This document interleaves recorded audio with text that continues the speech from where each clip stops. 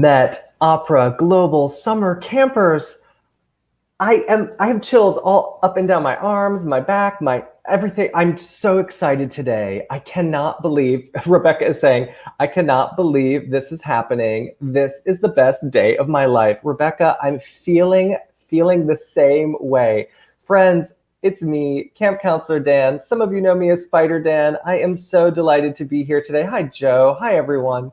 Friends, just as an introduction, if this is your first time joining us, again, I'm Camp Counselor Dan. My pronouns are he, him. I'm a white male. I have black, silvery hair, green eyes, and a signature mustache. I'm wearing my favorite Met Opera Voices Rise t-shirt. And behind me, in my screen, you can see a white wall and a photograph that has an elephant on it, and a floor-length mirror directly behind me. Friends, I know you're not here to hear me talk today, though. You are here to meet the incomparable Diana Damrau, who very, very graciously has agreed to meet with us and take your questions. What is our life right now? Before we bring our very, very special guest into this live stream, let's take a look at her in the Met's production of Le Comte Ory in the role of Countess Adele. Here we go.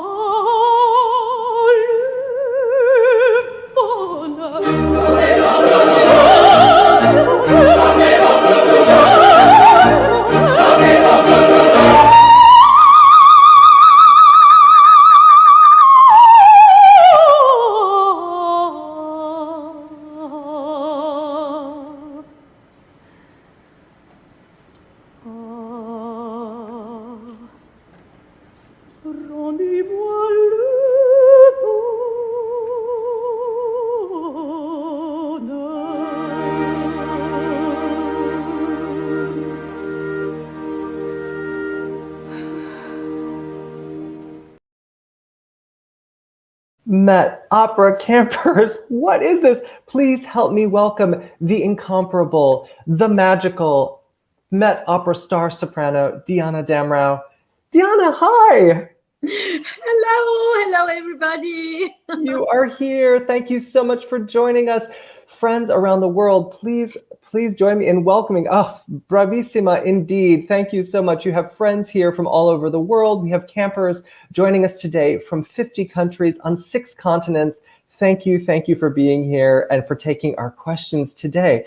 Diana, would you do us a favor and just describe yourself and your setting for some of our campers? Thank you.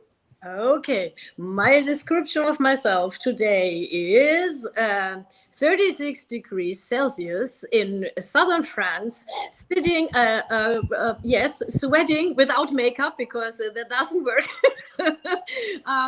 with red cheeks, glasses for reading, blue glasses for reading that I can see all of you, and blonde hair. With a girly top, a little bohemian style, because we're on holidays, the whole family. So if somebody might cross behind, because I'm sitting in the kitchen with you. Very fun. The whole family is involved. I love that. Well, Diana, the campers have been asking us specifically, if you would visit this year and all of last year, everything. When will Diana come? When will Diana come? And I'm so, so grateful that you agreed to spend a little time with us today. As you can imagine, we received dozens and dozens of questions for you about your life in music, about your sensational career on the operatic world stage. I think we should just dive into these questions. What do you think? Yes, please shoot. Let's do it. All right. Our first question today is from two of our campers, Lydia and Layla, here in New York City in the Bronx. Here's Lydia and Layla. Hi, Diana. Lydia and Layla here from Bronx, New York, and today we'll be asking two quick questions. But before we start, I'd like to say we love you as Queen of the Night. Now on to the questions. At what age did you fall in love with opera? Which opera was it? Thank you. Bye. Bye. Mwah. Mwah. Oh, thank you, Lydia and Layla. So the questions, there's two. Questions are, at what age did you fall in love with opera, and what opera was it? Well, you're lovely, Lydia and Layla. Wonderful. I was a little bit older than you, probably. I was 12 years old. And it happened I was alone at home. My grandparents took care of me and my brother, who slept already because he's younger.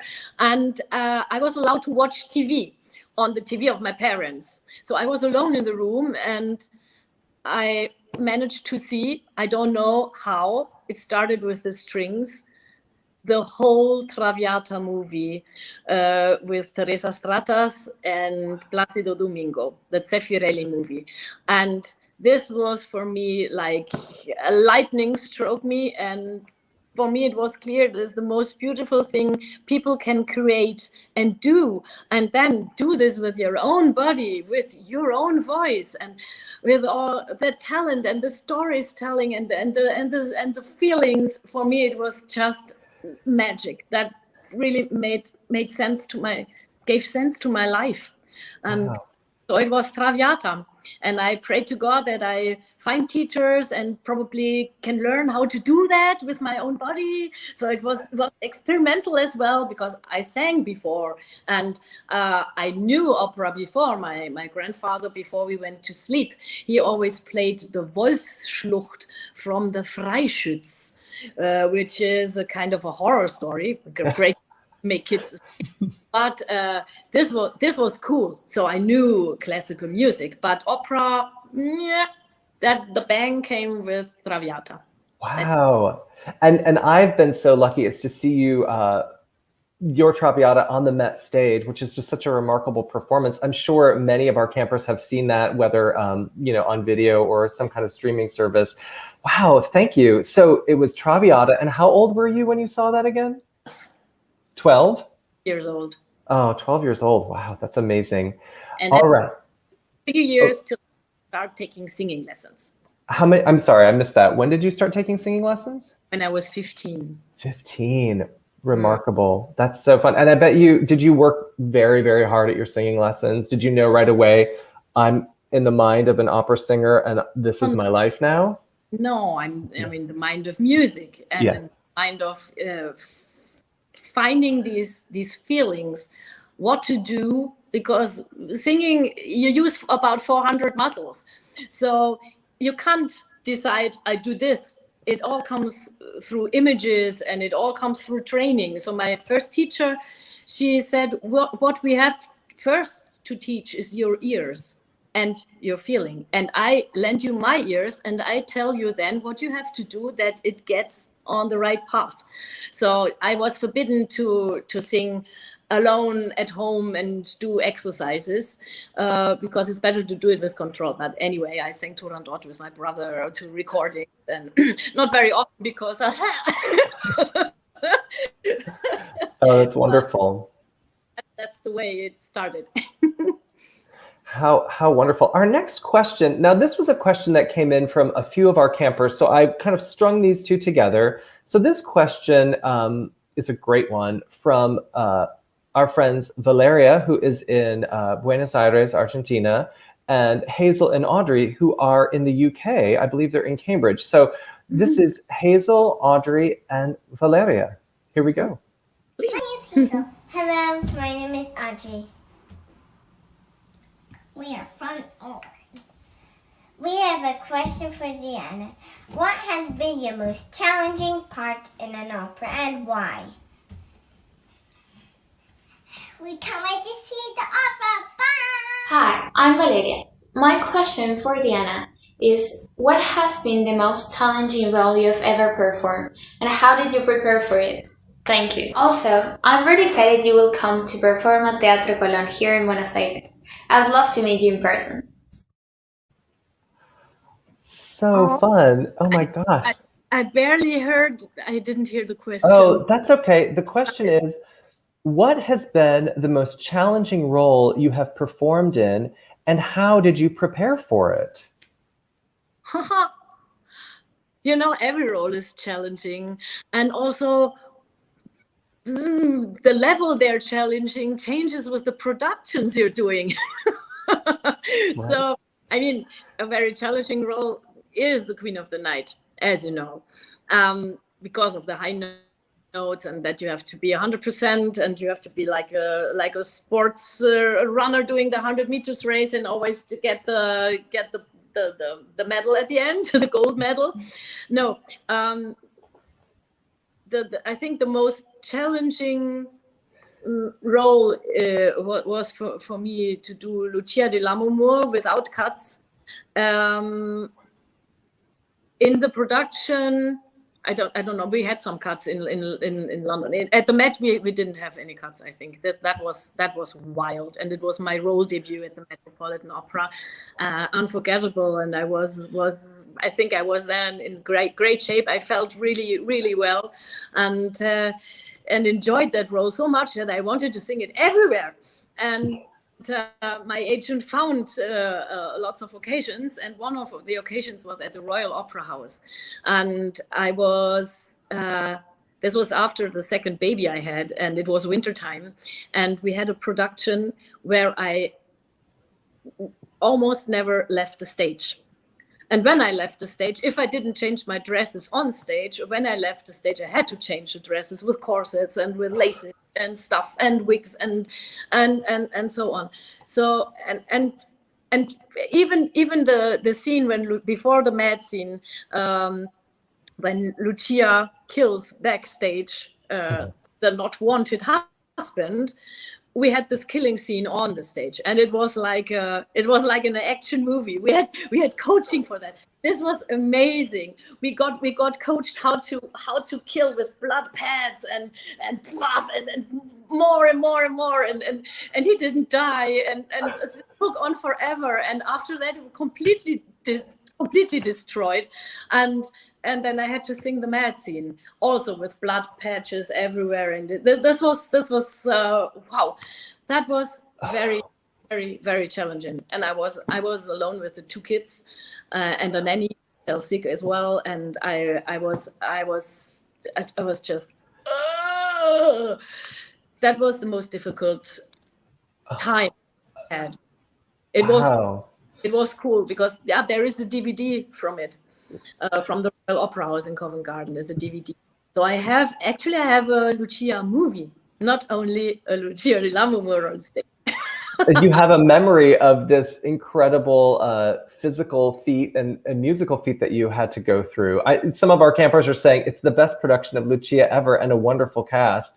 Wow, I've never seen an on-stage murder in that opera. That must have been. How do you dive into that kind of a challenge? It's just fun, you know. I would not be an opera singer if I wouldn't love theater.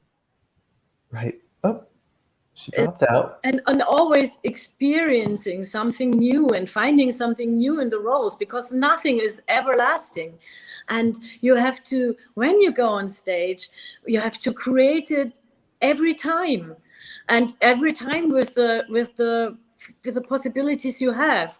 Sometimes you're sad, sometimes your head just doesn't want to, and you so have to mobilize yourself as well. Sometimes you say, yes, I can pull out a tree and I'm strong. and then mentally, but your body says, I didn't have enough sleep, and actually I don't want to sing today, and you go like if you do until you get the instrument ready, and then you see, okay, the instrument is ready, but where is my breath? Oh, I have no breath today. So it's every day is different, and it's always a challenge, and it's great to have other challenges on stage, which takes you away from your own problems. I bet. Oh my gosh, what a great answer. What a great question, friends. Thank you for that. I love anyone who can throw themselves at a challenge at any stage in their life, at any stage in their musical adventure. Okay, this is a question from our friend Sonia in St. Petersburg. Let's go to Sonia. Hello, my name is Sonia and I'm from St. Petersburg, Russia. My question for Diana. Is there an opera heroine whose character would be similar to yours? Thank you. So the question from Sonia is there an opera heroine that you've performed who has a similar character to your own person? Like someone that you think, I'm a lot like this character? Oh, that's very difficult to say. Yeah. Well, thank God I'm not Lucia. I'm not mad. And I'm not the queen of the night. I just love play and sing her. No, but actually, I don't know. Maybe it comes with Daphne. Yeah. I don't know. I'm a peaceful, loving, family person who needs space for herself and music to live and nature to live. Mm-hmm. And yeah, but I fight when I have to fight. So right. I'm normal. So what I'm hearing you say is that the characters that you perform as a singing actress, that is coming out of your imagination. It's not necessarily aligned with your own personality. It's all about acting. It's all about creativity and imagination. I love that. Yes, absolutely. I mean, sure, everybody was a child before, so I loved playing Gretel, but it doesn't mean that I stayed Gretel my whole life or that I am Gretel. I'm not. Right. What I want to do is that people who watch Hansel and Gretel say, this is Gretel. This is not the 35-year-old Diana Damrau who tries to be a child. This is what I have to with husband or children or whatever. No, I mean, this is really, you have to do this transformation and get into the role, into the story, but also the energy and the music. And this tells you everything. Yeah. It's something that I love when I'm watching you perform is that I feel completely transported into the story. I've seen you in multiple operas at the Met, and I don't think about, we're excited to see you because we know what you're capable of, but I always find myself falling into the story and not remembering that it's Diana. I think, it's Countess Adele, it's whoever. Yeah, so that's a gift. Yeah.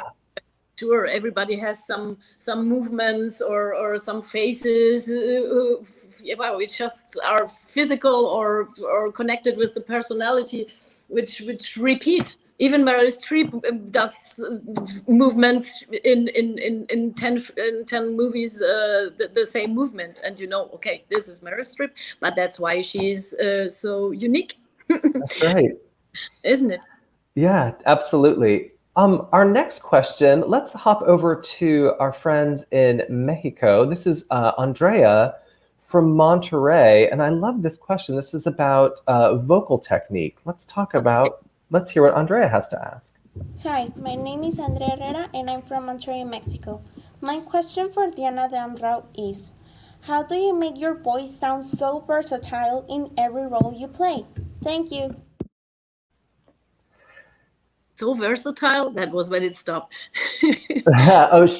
So Andrea is asking, how do you make your voice seem so versatile in every role that you play? How do you create that? What's your process like? Phew. I think it's imagination. Good. Sometimes, I mean, you can change sounds, but you should not change sounds in order to imitate something. This is, I can never sound like Callas because I'm not Callas, and I can never sound like Elisabeth Schwarzkopf or like Anna Netrebko because I'm not, and I am myself and my instrument. But feelings can, it's always die Sprache macht die Musik. We say the language makes the music, but I say the feelings make the music. And I try to, with musicality and with what the music gives to you and taste, you can create something which matches what the composer has thought of. And yeah, it makes no sense for instance, I'm doing now, we're going to have a little concert in France, in the Tayad open air on the hot stone next week. And we're preparing with a young soprano and my husband a program of 1 hour, and we do at the end the trio of Così fan tutte, which is very, very, very beautiful. And when you hear the music, it's Soave sia il vento. This is it's like a dream meditation moment. And wow, first when I tried to sing it, I sang and I thought, yeah. And then my husband said, yeah, why are you singing so loudly? I said, I'm not singing loudly. Yeah, but you should listen. Okay, yes, I listened. And I said, no, but what am I doing? Yeah, I try to, when you think there is an orchestra, you always think that you have to produce a sound which carries, which is probably a little bit too steel, too much forte. So you must adapt. And to this velvety sound, airy sound, you must try to get this, like it's really like the breath which comes through you is absolutely limitless, and it's getting eternal. So I'm now getting into the mental thing. So you must, I must only think, okay, I carry this for eternity. Whatever consonant is there, whatever other singers and how many orchestra people are there, it's only a fil di soffio, it's only a piece of, it's like a silver thread, and you're like the ballerina on top of it. It's nerve-wracking, but that's what we want to achieve. The most sensitive and most beautiful sound, which almost let's forget that it's human, produced by human. So, yeah. That's a beautiful answer to a very good question. And every piece has different challenges. So if I'm Queen of the Night, I cannot sing like this. So it goes like, boom, and I have to throw the fireworks, and the staccati, not like with a hammer. There are darts which go into the universe, and which go through myself, but I'm not involved. It's always the thing with singing. You sing it, you do it, but you're not doing it because it sings in you. Yeah. Okay, have fun. I love that one. I love that. That's a great answer. Well, now that's a perfect perfect segue to our next question. Our next two questions are about your performance as the Queen of the Night. Our campers love your performance as the Queen of the Night. I think many of them started to fall in love with opera from seeing recordings of you on YouTube in that role. So this first question here is from Blahavista in Kiev, Ukraine. Here we go. Hello, my name is Blahavista and I live in Kiev, Ukraine. My question for Diana Damrau is the aria of the Queen of the Night the hardest piece you've done, or is there something you've done or plan to do that is harder? Thank you. Bye! So thank you, Blahavista. So she's asking if the aria in the Queen of the Night's aria in the Magic Flute and Die Zauberflöte, if that is the hardest aria you've ever performed, or if there's something harder. Yeah, actually not. If you have the voice for the Queen of the Night, then it's not hard. You just need the technical tools and you can manage to sing it. The problem is sometimes this role is really written for a dramatic coloratura. And all over the world, since Magic Flute is, and this is the dramatic coloratura voice, is a really rare voice.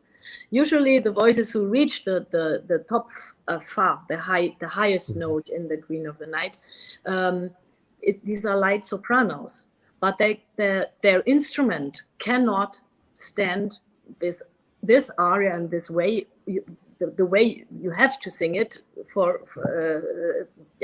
they cannot do it, not for a long time, or it's not really the Queen of the Night. So I mean, yeah, you must have the instrument from it. Then it's not hard. It's just very, very, very exact concentration of forces, of balance, of dosage, and it's a lot of work you do before you sing this aria. Don't start with this aria. That's it. It comes after a certain time. You have your technical tools to do it. Then you have the voice for it. You have to lay the foundation. So at the end, it's a difficult aria, but it's not the most difficult aria. Every aria, I would say, has its difficulties, and we should not say difficult. It has interesting moments. Ooh, I like that. That's great. Well, here's a similar question from our friend Diego, also in Buenos Aires, Argentina, who is asking, has a very, I'll let Diego ask it. Here's Diego. Hi, my name is Diego and I'm from Buenos Aires, Argentina. My question for Diana is, how do you prepare for a difficult aria like Queen of the Night?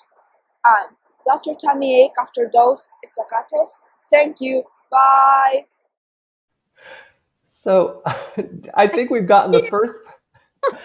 I think we've gotten the first part of this answer, which is how do you prepare for the aria and the Queen of the Night, which I think you've said you have to lay a solid foundation and then and do the work.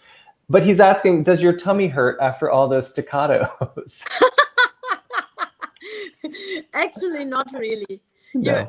When you do this aria, you train your staccati, and it's just like playing. It's like playing with little darts and having fun with it. But actually, to prepare for this aria is when I sang it for the first time in Würzburg, we had a crazy production. It was actually one of the best magic flutes I've ever done. So nice. And the Queen of the Night was in a moon, and the moon was with a paper in front. So I was standing like in one of these big wheels you use for gym, no? And they put me about 10 meters high. So already you should not be afraid of heights or anything, because Queen of the Nights do crazy stuff. So I was up there 10 meters hanging in the intermission, at the end of the intermission. So I heard the public come in and heard the orchestra and the tuning. I thought, oh God, another 10, 12 minutes. And I thought, this is so difficult, because the Queen of the Night is speed 200 miles per hour right from the first second she enters stage. So it's mental. You must be mentally really, really ready. Also, I tried to loosen my staccatis or my diaphragm, so I did like a dog. No, if you but very high here. Yeah. So I tried to loosen this and I said, okay, don't fall asleep. I was not asleep because I was scared. So I was, but I was there. I said, don't get tense. Don't get tense. Just stay. Okay, you're in the moon. You're in. And I start praying to Mozart, and I started praying to all the dead musicians, and especially to Mozart, and said, let me do this right. Let it come through myself. So and then they pulled down the moon, and there was Monostatos running around Pamina, and then there was the big fight, and then finally I could get through the moon, through the paper, and I was there. And then I was ready. I was ready. I believe it. That aria. That's amazing. Diego says, Danke for your answer. Oh, thanks, Diego. Thanks for being here. Okay, let's keep going. We have had so many good questions today. Now, these are two questions that I'm very excited for your answers to. These are from friends of ours who are in the western part of the United States in Utah. I'll let them take it away. Here we go. Hi, I'm Katya. I'm Saskia. I'm Tagger. And I'm Emery. And we're from Draper, Utah. We have two questions for you today. Our first question is, who has been your favorite person to sing with? And our second question is, what was the most embarrassing thing that happened at a live performance? Thanks. Bye. Bye, Diana. Okay, so two questions here. First is, who's your favorite person to sing with? And then, what's the most embarrassing thing that's happened to you in a live performance? Okay, well, the most embarrassing thing, let's start with this. That was my debut as Queen of the Night, again, in Munich at the Staatsoper. So I had done a lot of Queen of the Nights before, so it was not so shocking anymore to sing on that stage this role. So they put this huge crown of metal onto my head, and I told them, don't you want to fix this? I said, no, we do this for 30 years now. It's not necessary. No, it's okay. What they didn't know, that we had opened the dialogue, and I had in the dialogue, I was like, I think this is very important, because you have to know why the Queen of the Night is so mean and so angry. You have to know it. And so in the dialogue, it said that she actually, it's her heritage and she has to get it. But as we know, to get it with trying to get your daughter, kill somebody is not the way. Anyway, so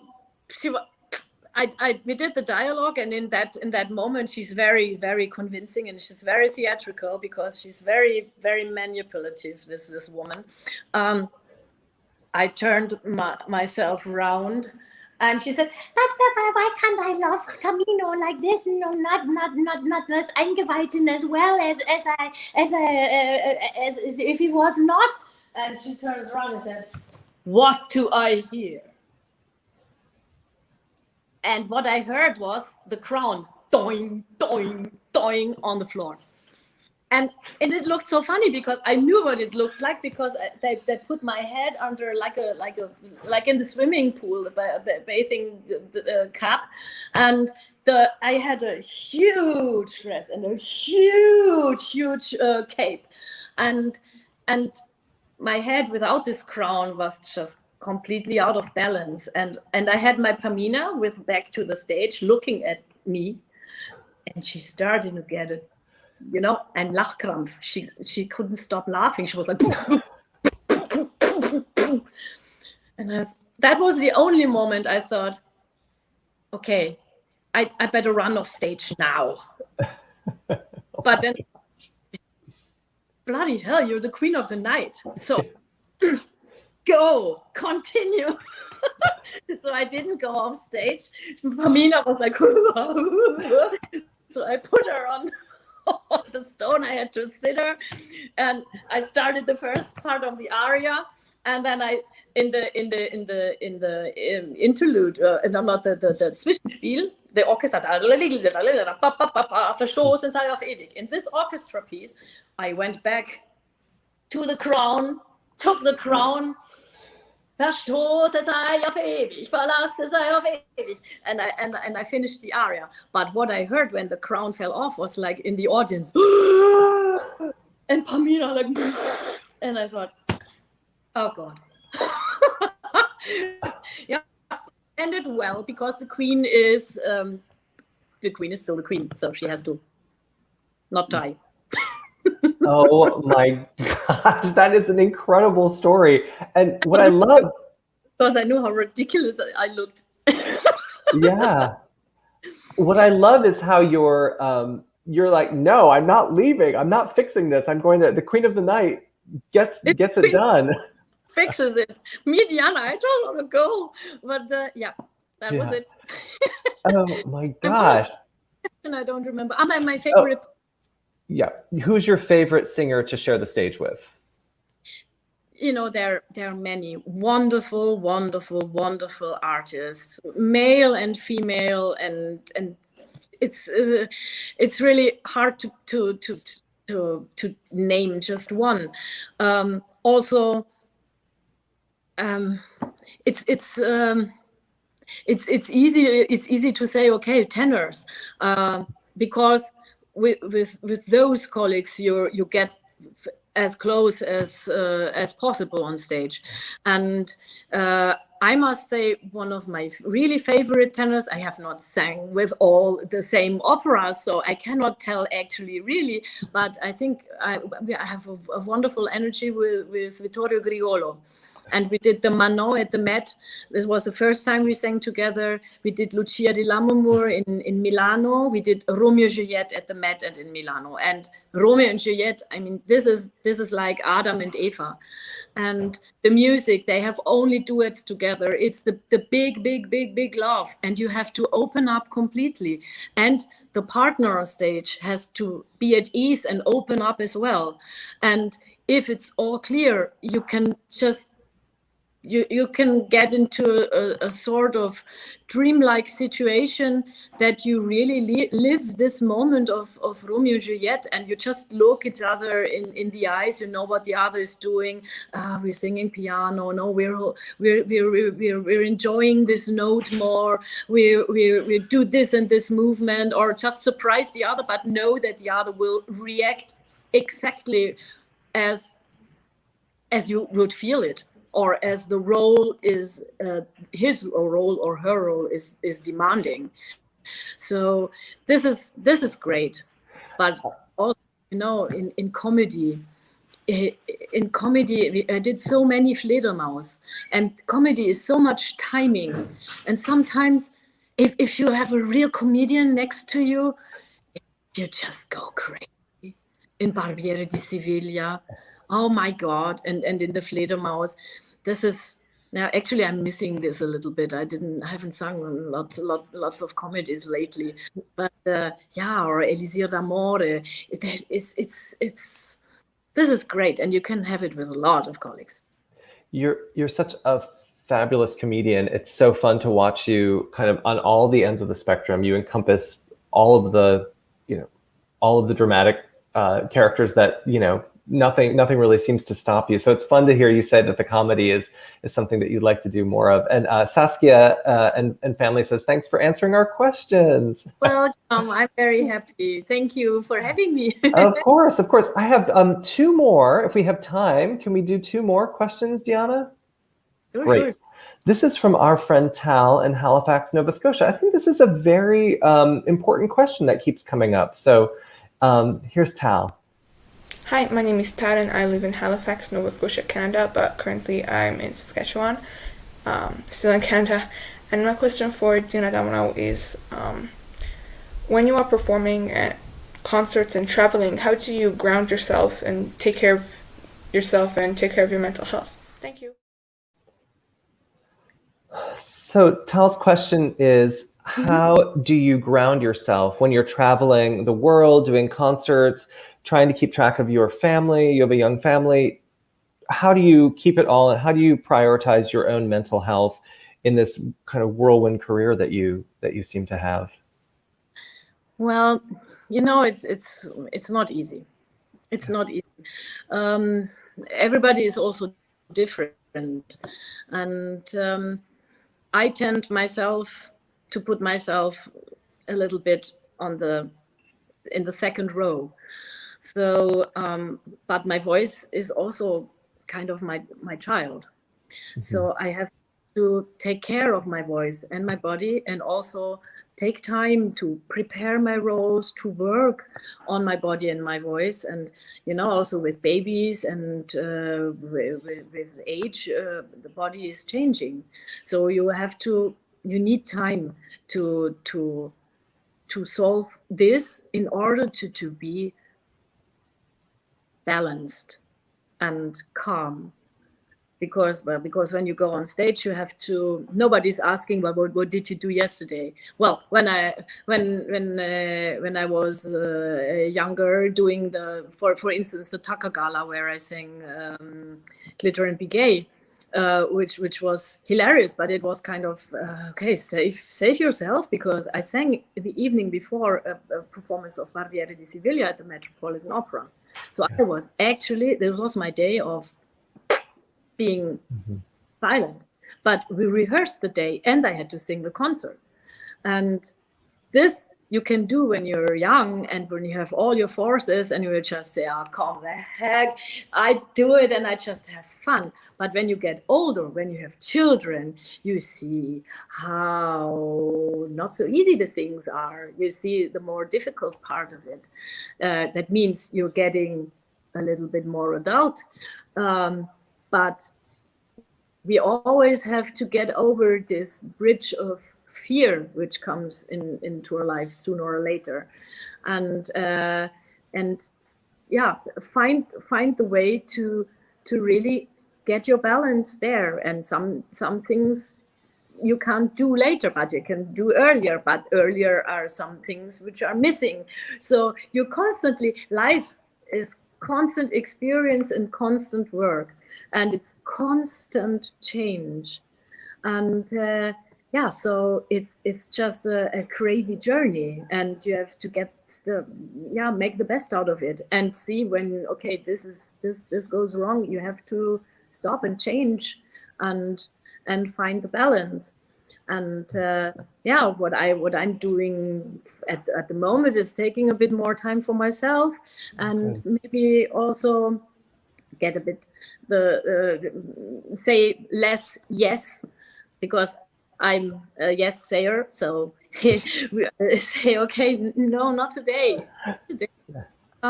There's time for it, and take your time, because with time things can only get better, and things can only get deeper and more conscious. And yes, and then when you're in balance, you can give to everybody. But you need to learn how to balance yourself and your life. And this is for everybody different. There's so many singers who have no family. I could not be a singer without family. I'm a family person. I say, okay, I need to balance things differently, as I do I do career and I sing this role and I eat that repertoire and eat. So yeah, you have to know what you want, who you are, and find your path in order not to lose your passion, because without passion you can't do anything. So much good advice. Campers, I hope you are just writing all of this down and soaking all of this up. Oh, that was beautiful. And I love what you said, and I just want to repeat it, because you said it's so important, it's so vital. You have to balance your own life so you can be present and be a gift to other people. And I just think that is, that's no matter where you go or where your passion for music takes you, just keep that, keep that at the center of your work, of your art. I think that's beautiful. We have one final question from a mega fan. This is our good friend Kairit from Estonia with a two-part question. Very fun way for us to say farewell today. So here's Kairit, who I might say may be your number one fan of all time. Oh. Hi, I'm Kairit, or Master Carrot from Estonia. So I am the fan who has been requesting you for over a year, and I'm so happy that you're here. So I have two questions. My first question is, if you could change anything in your life, what would it be? And my second question is,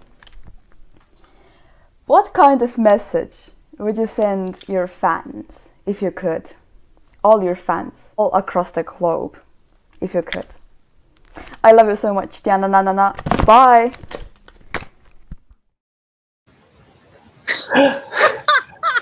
Kairit, you are wonderful.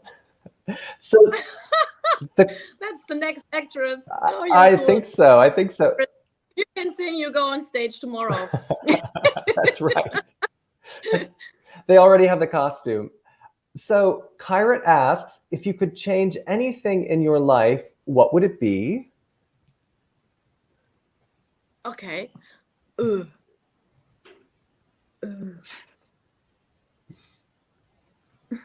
I don't want to change anything. No, I just want to go more horse riding and do more flamenco because I stopped that. I love that you do flamenco. Oh my gosh, can we do flamenco the next time you're in New York City? You do? Listen, for you, I will learn. Yes, Sarah. I love that. And then the final question from Kyrat. Yes. What message would you send to your fans around the globe? Many of your young fans are here today.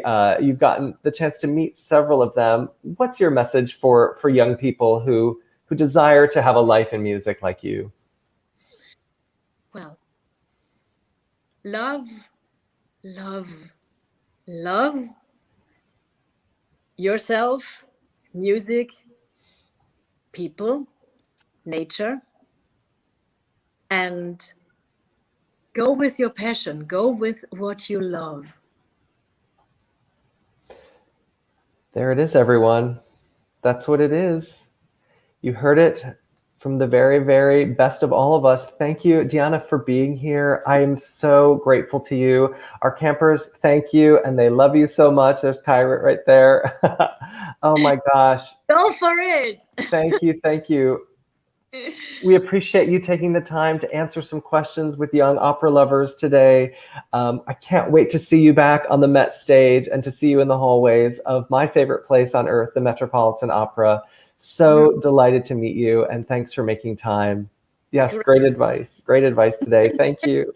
Make with music this place a better place, because music speaks to our hearts and to our souls, and I think it can change people. Music is my religion, and it can help, it can heal, it can wake you up, it can do anything, but this is medicine. Yeah. Thank you so much. I hope I'll see you soon, Diana. Thank you. Bye-bye. And have a wonderful camp and enjoy.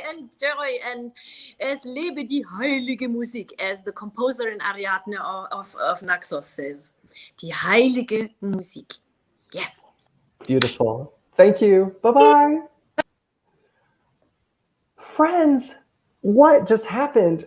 What is our life? Can you see the hair standing up on my arms? I am so thrilled that we had this wonderful opportunity to meet the star of the Metropolitan Opera's Le Comte Ory, and I think 15 other productions at the Met, the incomparable, the global opera sensation, Diana Damrau. And wasn't she just the warmest, kindest person that you've ever had the pleasure to be in the presence of? Oh, friends, I know everyone is losing their mind in the chat. I can see it. Everyone is fangirling hard. I get it. I know. Don't die, please. Don't die. Friends, just remember how to breathe. We all had a great time. Thank you so much for being here. I'm so happy to have had Diana here with us today. And truly, as Dr. Kamala is writing here in the chat, what makes a star truly great in our book is someone who takes time out of their very busy life to spend it with young people. And that's exactly who Diana is. So friends, remember we have our operatic deep dive coming up in you've got 40 minutes. That's on the Zoom platform. So we're going to have a chance to ask Dr. Kamala some questions. We're going to have a chance to check in with camp counselor Dr. Emily, and with our hat-making wonder, Roxana Ramsur. They'll all be there. So if you need the Zoom link, remember, you can always just email us any questions right there, summercamp@medopera.org. All right, friends, thanks for being here today. I cannot wait to just talk about this whole beautiful experience we just shared. I'll see you soon. Bye-bye.